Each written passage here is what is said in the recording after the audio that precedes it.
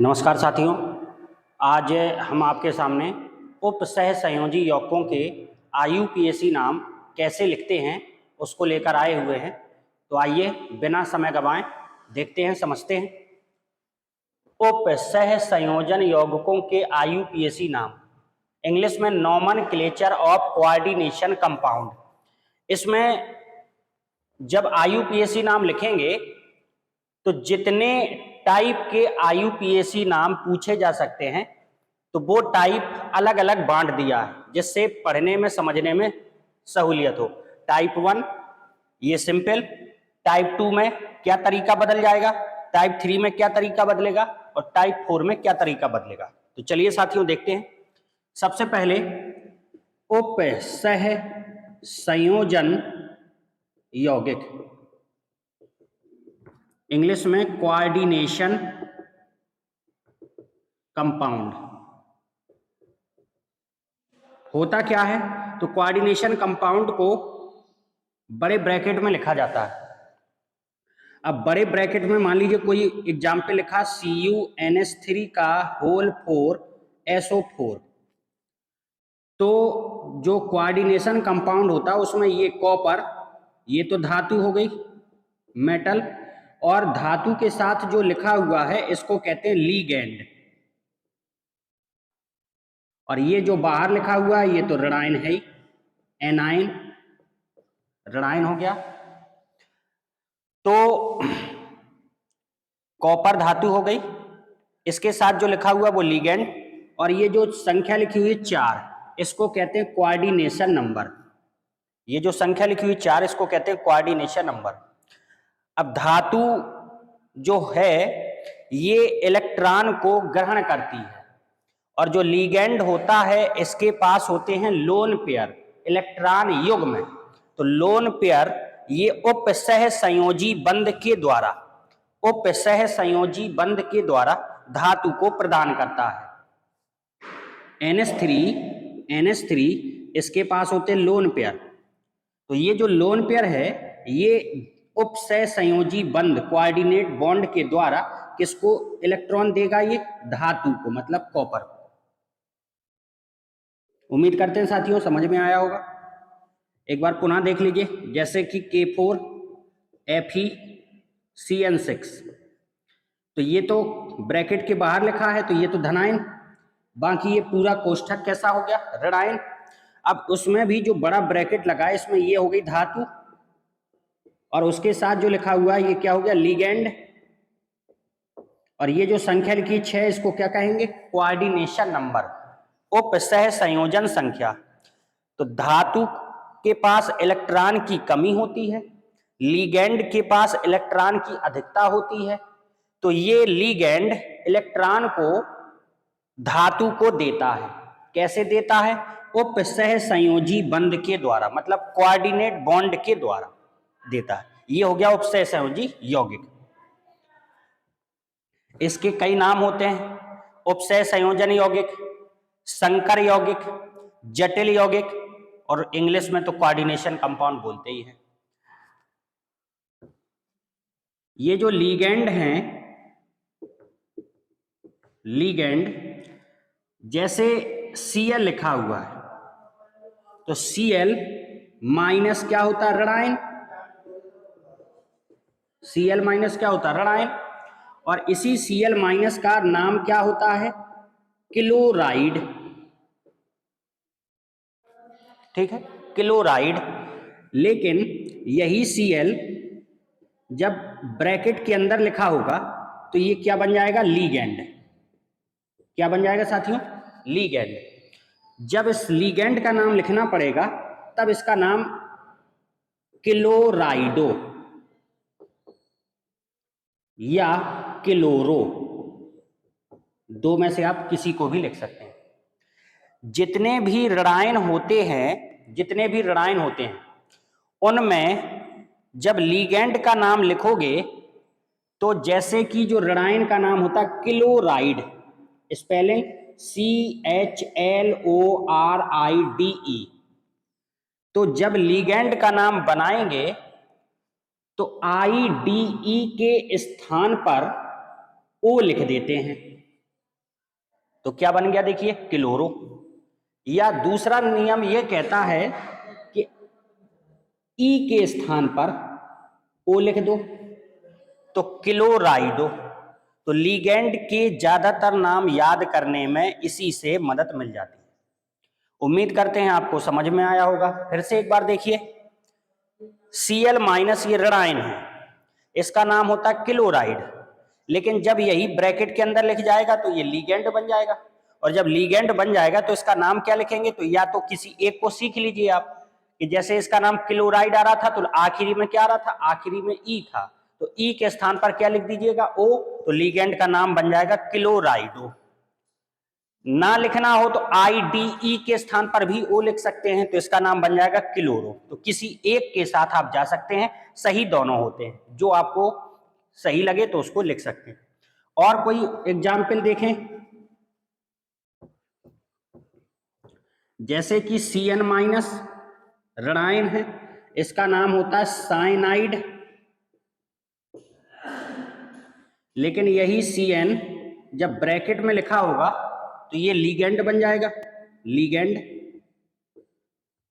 और इस लीगेंड का नाम लिखने के लिए आपने क्या सीखा था, साइनाइड। तो लास्ट में ई आएगा, तो ई के स्थान पर क्या लिख देना है, ओ, तो साइनाइडो। इस लीगेंड का नाम क्या बन जाएगा, साइनाइडो। तो ज्यादातर ऋणायन का नाम इसी प्रकार से लिख देते हैं, तो ज्यादातर याद रहते हैं। कुछ जैसे हैं उनको याद कर लीजिएगा, जैसे NH3, इसको एमीन कहते हैं। H2O एक्वा कहते हैं, एक्वा, ये लीगेंड के नाम है। CO carbonyl, carbonyl. इसी प्रकार जैसे NH2-, तो देखिए ऋणायन आ गया, तो NH2-, इसको एमाइड बोलते हैं, एमाइड। लेकिन जब लीगेंड का नाम लिखेंगे तो ई हटाकर ओ लिखेंगे, तो नाम हो जाएगा एमाइडो, एमाइडो। उम्मीद कर रहे हैं साथियों समझ में आ गया होगा। इसी प्रकार जैसे SO4-2, इसको सल्फेट बोलते हैं, सल्फेट। लेकिन जब ये ब्रैकेट के अंदर लिखा होगा तो लीगेंड बन जाएगा, और लीगेंड का नाम लिखेंगे तो सल्फेट, आखिरी में ई आएगा, तो ई के स्थान पर क्या लिखेंगे, ओ, तो नाम हो जाएगा इसका सल्फेटो, सल्फेटो। तो कुछ याद रखना पड़ता है, कुछ अपने आप याद हो जाते हैं, ऋणायन अगर याद हैं आप लोगों को। आइए अब बिना समय गवाएं समझते हैं किस प्रकार इनके नाम लिखे जाएंगे। अच्छा, एक बात और, नियम क्या होता है, IUPAC जब लिखेंगे तो सभी के लिखने के लिए तरीका क्या होगा, तो सबसे पहले धनात्मक भाग लिखा जाता है, धनात्मक भाग लिखा जाता है। सबसे पहले कौन सा भाग लिखा जाता है, धनात्मक भाग। अब देखिए धनात्मक भाग कोष्ठक वाला भी हो सकता है, बगैर कोष्ठक के भी हो सकता है। जैसे इसमें देखिए, अगर इसको धन और ऋण में अलग करना हो, धन और ऋण में, तो सभी को पता होता है कि क्या होता है, प्लस। तो ये जो 4 है, इस 4 को यहां भेज देंगे तो -4 हो जाएगा। तो कहने का मतलब है ये धन का हो गया, ये ऋण का हो गया। तो सबसे पहले कौन सा भाग लिखा जाएगा, धनात्मक भाग लिखा जाएगा, जैसा कि नियम में लिखा हुआ है। अच्छा, इसमें अगर देखें तो Cl क्या होता है, माइनस का। तो Cl अगर माइनस का होता है तो 3 को इस साइड भेज दीजिए, +3 हो गया। तो ये धनात्मक भाग है।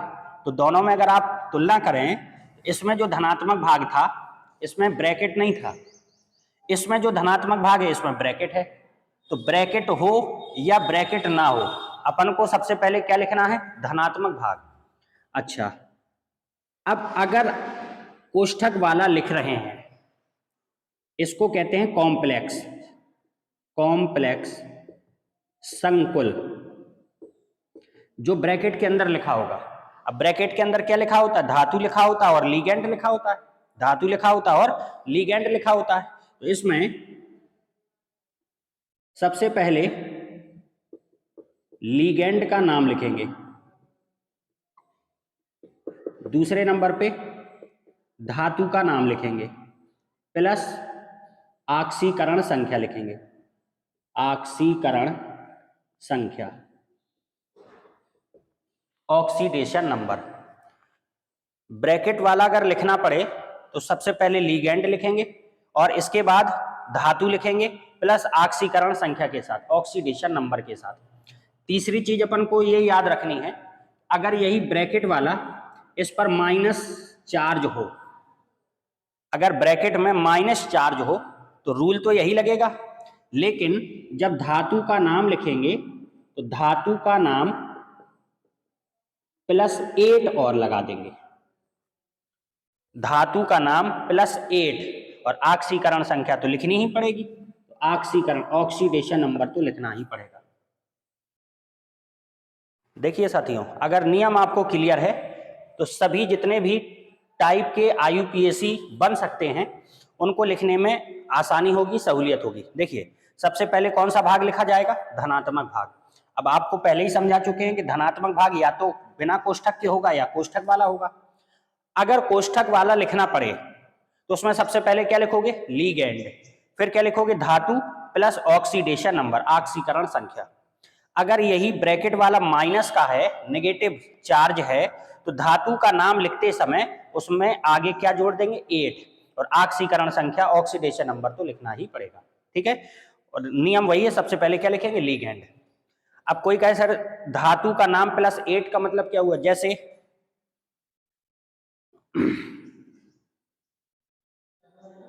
कोई भी Fe है, अगर इसमें 8 लगाना हो तो फेरेट हो जाएगा। Ag है, सिल्वर नाम होता है, चांदी, अगर इसमें 8 लगाना हो तो सिल्वर में 8 लगाओगे तो सिल्वरेट होगा, लेकिन इसको अर्जेंटेट लिखते हैं। क्या लिखते हैं, अर्जेंटेट। तो देखिए 8 लग रहा है, Ag के बाद जैसे Zn लिखा है, इसमें जिंक नाम है, अगर 8 लगाना पड़े तो जिंकेट नाम हो जाएगा, जिंकेट। कॉपर Cu, कॉपर नाम है, अगर 8 लगाना पड़े तो क्यूप्रेट नाम हो जाएगा। Hg मरकरी, मरकरी नाम है, 8 लगाना पड़े तो मर्क्यूरेट नाम हो जाएगा। तो बस इतना साथियों ध्यान रखना है कि अगर ब्रैकेट माइनस का है तो धातु का नाम प्लस क्या लिखेंगे, 8 लिखेंगे। आइए अब समझते हैं उदाहरण। देखिए एग्जाम्पल, सबसे पहले कौन सा भाग लिखा जाता है, धनात्मक भाग, पोटेशियम, पोटेशियम। अब इसके बाद ब्रैकेट वाला आ गया, और ब्रैकेट में सबसे पहले किसको लिखा जाता है, लीगेंड को। लीगेंड ये जो Cn है ये है कितना, 6, तो 6 को क्या लिखोगे, हेक्सा। और Cn का नाम होता है साइनाइड, लेकिन ये लीगेंड है तो ई हटा के आखिरी में जो साइनाइड की स्पेलिंग में ई आता है उस ई हटा के क्या लगाएंगे, ओ, तो इसका नाम बन जाएगा साइनाइडो। तो साइनाइडो। इसके बाद धातु का नाम आयरन, और माइनस का है तो देखो माइनस का है तो धातु के नाम में क्या लगाओगे, 8, आयरन में 8 लगाओगे तो आयरन 8 सही नहीं बन रहा, तो इसको क्या लिखेंगे, फेरेट, फेरेट।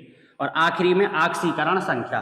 तो देखिए ऑक्सीकरण संख्या निकालोगे, Fe की निकालना है तो इसको x मान लिया, Cn माइनस होता है, Cn माइनस होता है तो x माइनस का कितना हो जाएगा, माइनस का 6 बराबर माइनस का 4, तो x बराबर कितना गया, 2, तो यहाँ ऑक्सीकरण संख्या की 2।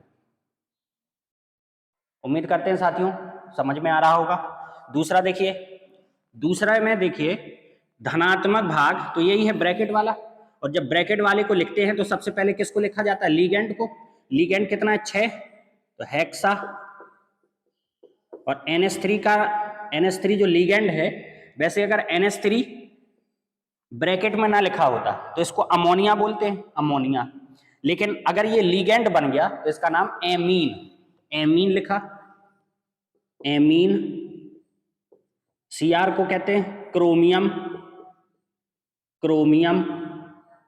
ऑक्सीकरण संख्या लिखेंगे, इसमें 8 लगेगा क्या, देखिए अगर माइनस का है ब्रैकेट में तो 8 लगाना, नहीं तो नहीं लगाना है। तो देखिए क्रोमियम अकेला आएगा, अब ऑक्सीकरण संख्या देखिए इसको x मान लिया, NH3 पर कोई आवेश नहीं होता है तो 0, x धन 0 बराबर 3, तो x बराबर 3, इसकी ऑक्सीकरण संख्या कितनी आ गई 3।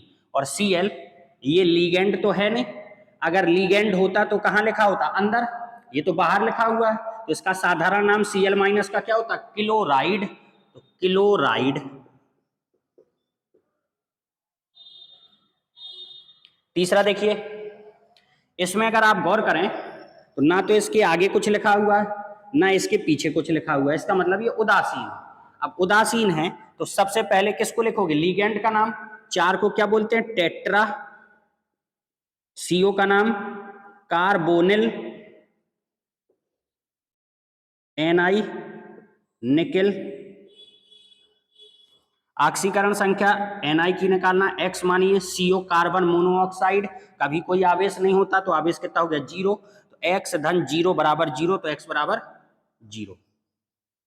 ये इस प्रकार से IUPAC नाम टाइप 1 में। अब आइए टाइप 2, मतलब ये एग्जाम्पल इससे किस प्रकार से भिन्न है, इसमें क्या ध्यान रखना पड़ेगा। तो देखिए साथियों, इसमें पहले तो धन और ऋण पहचाने, तो NO3 क्या होता है माइनस, तो ये अपने आप क्या हो गया प्लस, तो धन और ऋण पता चल गया। अब सबसे पहले किसको लिखा जाता है, धनात्मक भाग को लिखा जाता है। जब धनात्मक भाग को लिखेंगे तो En जो है En इसकी जो संरचना होती है ये इस प्रकार होती है,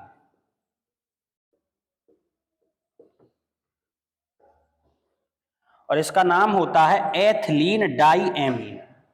क्या नाम होता है साथियों, एथिलीन डाईएमीन। तो देखिए एथिलीन डाईएमीन इसका नाम है, या तो En लिखा होगा या इसकी इस प्रकार से संरचना बना देगा, तो इसका नाम एथिलीन डाईएमीन। इसमें ये याद रखना है कि लीगेंड के नाम में पहले से डाई आता है, नाम क्या बताया इसका एथिलीन डाईएमीन, तो लीगेंड के नाम में पहले से डाई आता है। अब ये होल थ्राइज लगा, होल ट्वाइज भी हो सकता है, होल 4 भी हो सकता है, तो अगर ट्वाइज होता तो डाई लिखते, 3 है तो ट्राई लिखेंगे, 4 होता तो टेट्रा लिखते। तो यदि किसी लीगेंड के नाम में पहले से डाई या ट्राई या टेट्रा लिखा हो तो दोबारा डाई या ट्राई या टेट्रा नहीं लिखते, तो क्या लिखते हैं, तो साथियों अगर डाई लिखना होगा तो डाई के स्थान पर विस लिखेंगे, अगर ट्राई लिखना होगा तो इसके स्थान पर ट्रिस लिखेंगे, और टेट्रा लिखना होगा तो इसके स्थान पर टेट्रा किस लिखेंगे। एक बार पुनः देख लीजिए, इसलिए ये टाइप 2 के अंतर्गत पढ़ रहे हैं कि इससे ये किस प्रकार से भिन्न है। यदि किसी लीगेंड के नाम में पहले से डाई या ट्राई या टेट्रा लिखा हो, जैसे En का जब नाम लिखोगे तो एथिलीन डाईएमीन, डाई आ रहा है, तो जो यहां होल ट्वाइस, होल थ्राइस या होल 4 लगा होगा तो दोबारा डाई या ट्राई या टेट्रा नहीं लिखना, तो क्या लिखेंगे इसके स्थान पर, तो डाई के स्थान पर बिस, ट्राई के स्थान पर ट्रिस, टेट्रा के स्थान पर टेट्रा किस। अब देखिए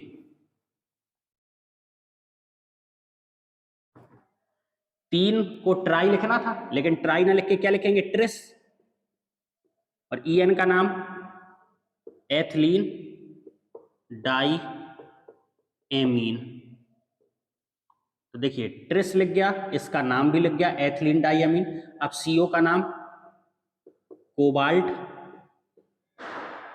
ऑक्सीकरण संख्या लिखेंगे, तो ऑक्सीकरण संख्या CO की निकालना है तो X, En इस पर कोई आवेश नहीं होता 0, अभी संरचना बनाई थी इसकी, आप चेक कर सकते हैं इस पर कोई आवेश दिखा क्या, कोई आवेश नहीं, तो इसका आवेश कितना हो गया 0, तो X धन 0 बराबर 1, तो X बराबर 1,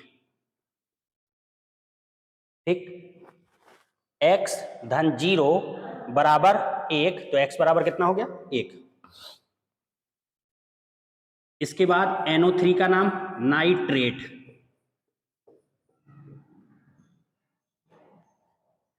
उम्मीद करते हैं साथियों समझ में आया होगा।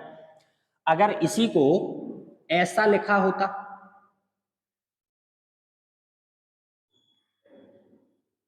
देखिए अगर यही एग्जाम्पल इस प्रकार लिखा होता, NO3 क्या होता माइनस, तो 3 कहाँ चला जाता, इधर 3 चला जाता इधर पे।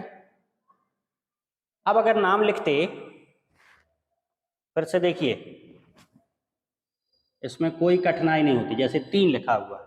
अब धनायन और ऋणायन को अलग अलग करना है, तो NO3 तो माइनस का होता है, तो ये 3 को इधर भेज दीजिए, तो ये प्लस का 3 हो गया, तो धनायन ऋणायन में अलग हो गया।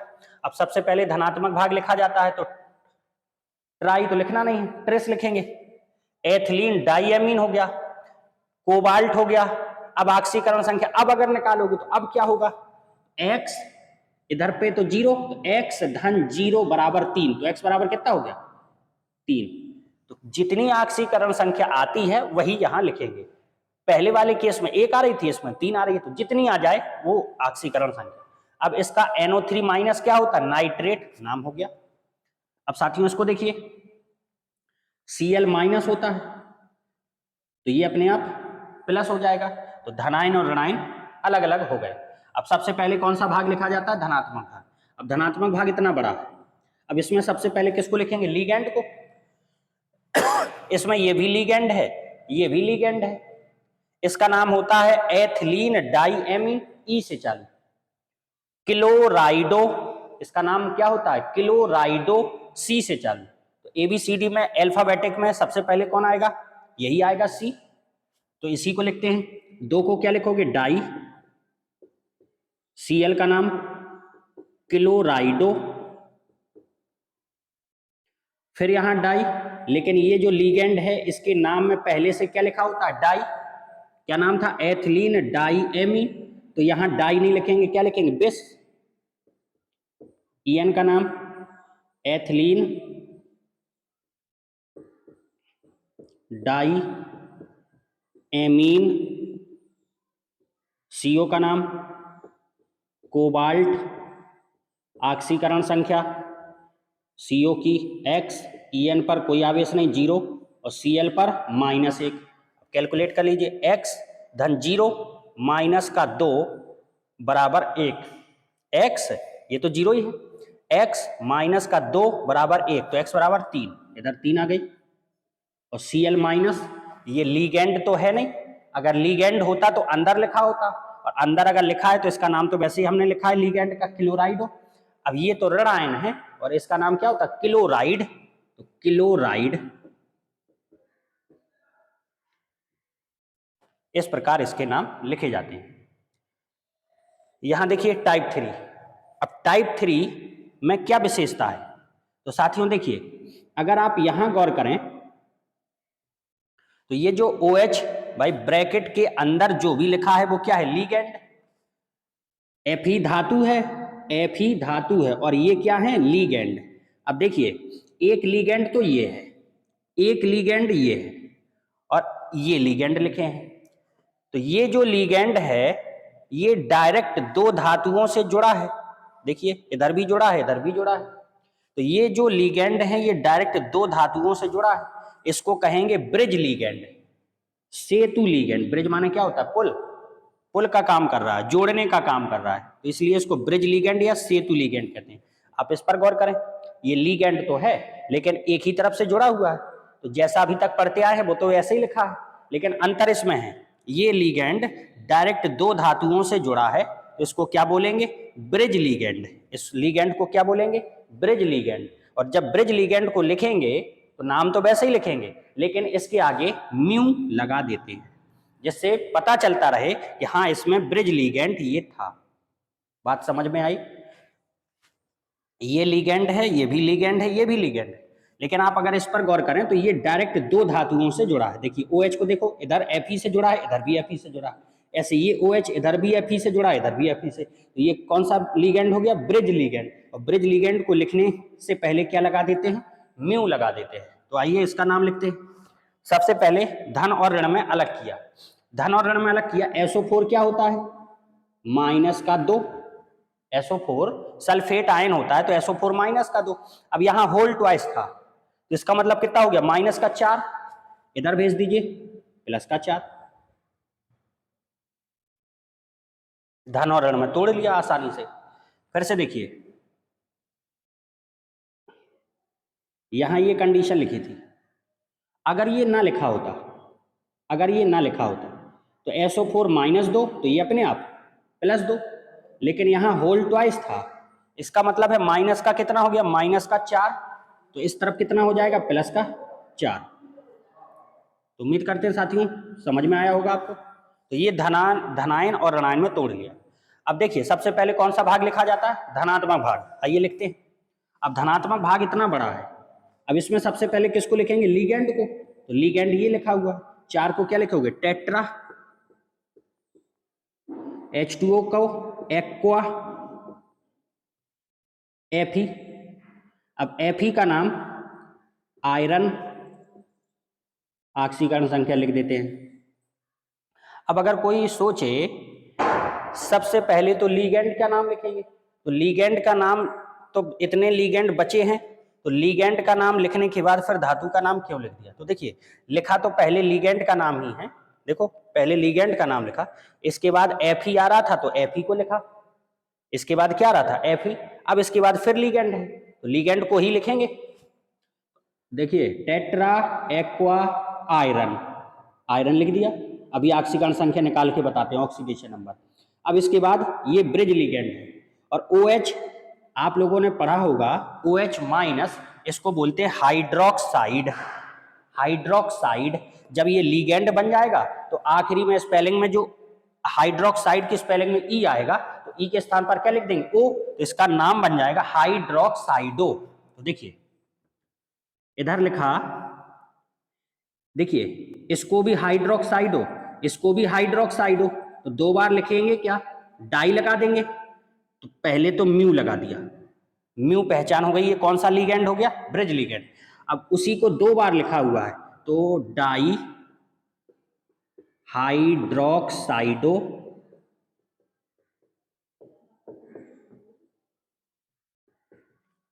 अब इसके बाद Fe है और H2O का होल 4 है, तो दोनों में से किसको पहले लिखा जाएगा, लिगैंड को। तो लिगैंड को पहले लिखिए टेट्रा एक्वा आयरन, और SO4 को क्या बोलेंगे, सल्फेट। ऑक्सीकरण संख्या निकाल के बताते हैं, H2O पानी, इस पर कोई आवेश नहीं होता है, 0, इसका निकालना है X, OH माइनस का, OH माइनस, क्योंकि OH माइनस होता है, Fe X, H2O पानी, इस पर कोई आवेश नहीं होता, 0। अब कैलकुलेट कर लीजिए, ये तो 0 हो गया, X और X 2X, -1 -2, तो 2X माइनस का 2 बराबर 4, तो 2X बराबर 6, X बराबर 3, तो Fe की ऑक्सीकरण संख्या कितनी आ गई भाई, 3। ये इसका आसानी से IUPAC नाम हो गया। दोबारा देख लीजिए, कोई अगर प्रॉब्लम हो तो देखिए, पहले तो धन और ऋण में तोड़ लिया, तोड़ने के बाद सबसे पहले क्या लिखोगे, लिगैंड, टेट्रा एक्वा आयरन, ऑक्सीकरण संख्या 3 आ गई। इसके बाद ये ब्रिज लिगैंड है, तो ब्रिज लिगैंड में आगे क्या लगा दिया, म्यू। अब उसी को 2 बार लिखा हुआ है, तो डाई हाइड्रोक्साइडो, तो देखो डाई हाइड्रोक्साइडो, फिर इसके बाद फिर लिगैंड लिखोगे, tetra aqua iron, tetra aqua iron third, और आखिरी में क्या, सल्फेट। ये इस प्रकार से नाम होगा। आइए लास्ट है टाइप 4।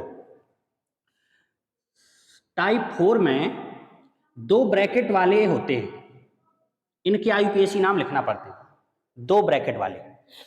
तो स्वाभाविक बात है, पहला धन का होगा, दूसरा ऋण का होगा, पहला धनात्मक भाग होगा, दूसरा ऋणात्मक भाग। तो देखिए साथियों, अगर ब्रैकेट 2 ब्रैकेट वाले का IUPAC नाम लिखना पड़े तो पहला धनात्मक भाग होगा, दूसरा ऋणात्मक भाग होगा। इसको लिखा कैसे जाएगा, तो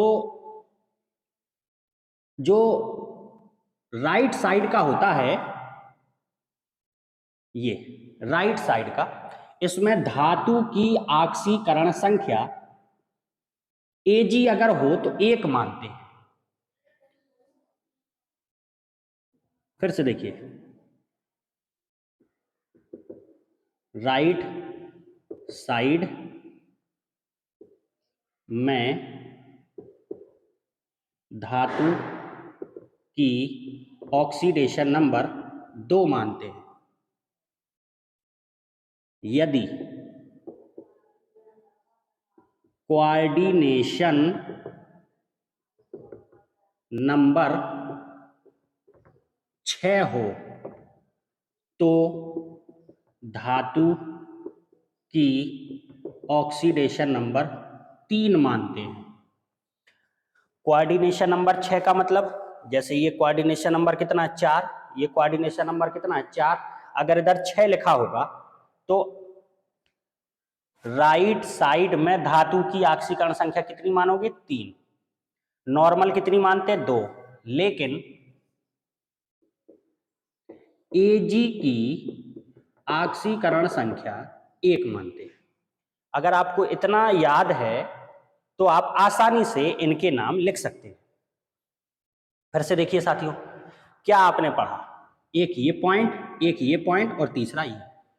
कहने का मतलब राइट साइड में धातु की ऑक्सीकरण संख्या 2 मानेंगे नॉर्मल, लेकिन यदि कोऑर्डिनेशन नंबर 6 हो, जैसे कि देखो इधर 4 लिखा है, अगर इधर 6 लिखा होता तो कोऑर्डिनेशन नंबर कितना हो जाता, इधर 6 लिखा होता तो 6 हो जाता, तब ऑक्सीकरण संख्या कितनी मानेंगे 3 मानेंगे। और अगर Ag वाले केस में कितनी मानेंगे 1, क्योंकि सभी को पता है Ag प्लस होता है, Ag क्या होता है प्लस, तो Ag की ऑक्सीकरण संख्या कितनी मानेंगे प्लस मानेंगे। तो उम्मीद करते हैं ये आपको नियम याद रहेगा।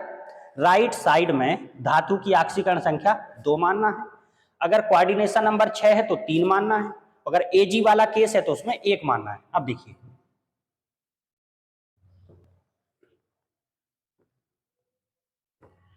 साथियों, Ag की 1 मान ली ऑक्सीकरण संख्या, ये क्या हुआ माना। अब इसको माना x पूरे को, तो x प्लस इसकी 1 प्लस Cn होता है माइनस, तो जब Cn माइनस होता है तो कितना हो गया माइनस का 2 बराबर 0। भाई पूरा है, पूरे पर आवेश तो कोई है नहीं, तो बराबर में कितना आ गया 0।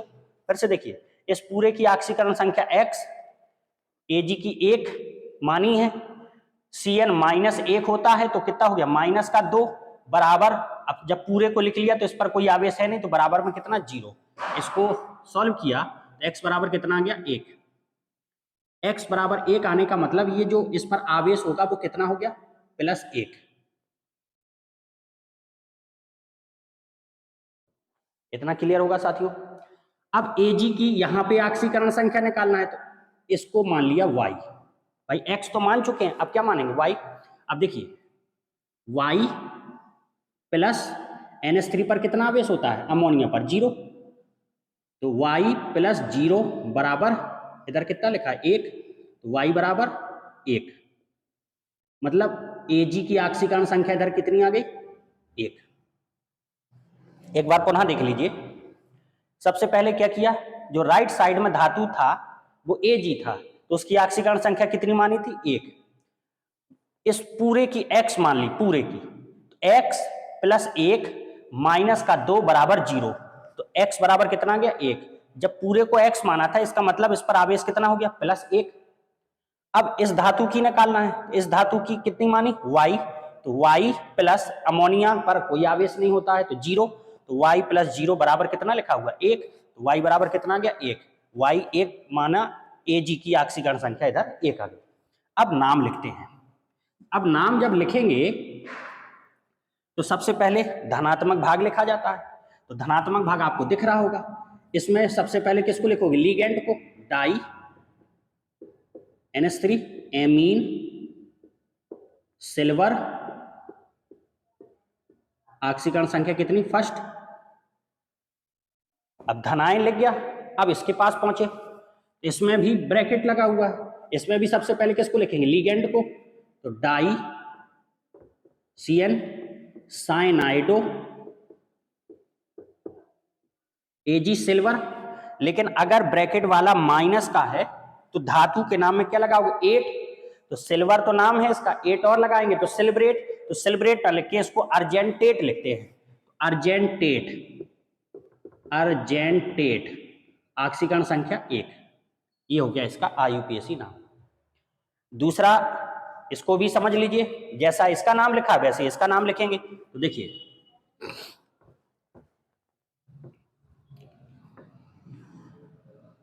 नियम क्या था, राइट साइड में धातु की ऑक्सीकरण संख्या कितनी मानोगे, 2। अगर कोऑर्डिनेशन नंबर इधर 6 है तो कितनी मानोगे, 3।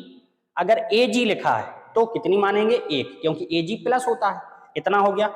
अब इस पूरे को कितना माना, x प्लस इधर कितना, 2 प्लस Cl की कितनी होती है, -1, तो कितना हो जाएगा, -4 बराबर 0। इसको सॉल्व करिए, x -2 बराबर 0, x बराबर 2। x बराबर 2 का मतलब देखिए पूरे पर आवेश, क्योंकि पूरा माना था तो पूरे पर आवेश कितना हो गया, +2। अब इसकी निकालना है तो इसको y मान लीजिए, तो y प्लस NH3 पर कोई आवेश नहीं होता, 0 बराबर में कितना लिखा, 2, तो y बराबर कितना हो गया, 2। इसका मतलब y बराबर ऑक्सीकरण संख्या कितनी आ गई, 2। अब नाम लिखेंगे। सबसे पहले कौन सा भाग लिखा जाता है, धनात्मक भाग। धनात्मक भाग ब्रैकेट वाला है तो लिगेंड का नाम लिखिए, टेट्रा एमीन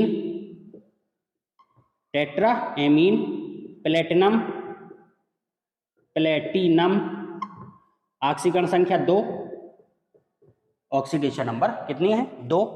इसके बाद ऋणायन में भी ब्रैकेट लगा हुआ, तो लिगेंड पहले लिखिए, टेट्रा Cl क्लोराइडो और PT प्लेटिनम होता है नाम, लेकिन ये ब्रैकेट अगर ये प्लस का है तो लास्ट वाला स्वाभाविक बात है माइनस का होगा, तो अगर ब्रैकेट में माइनस आ रहा है तो धातु के नाम में क्या लगाओगे, 8, तो इसका नाम हो जाएगा प्लेटिनेट और ऑक्सीकरण संख्या 2। तो ये इस प्रकार से कोऑर्डिनेशन कंपाउंड के IUPAC नाम जितने प्रकार के हो सकते थे उसको टाइप में बांट के आपको समझाने का प्रयास किया गया है। उम्मीद करते हैं साथियों आपको समझ में आया होगा। धन्यवाद।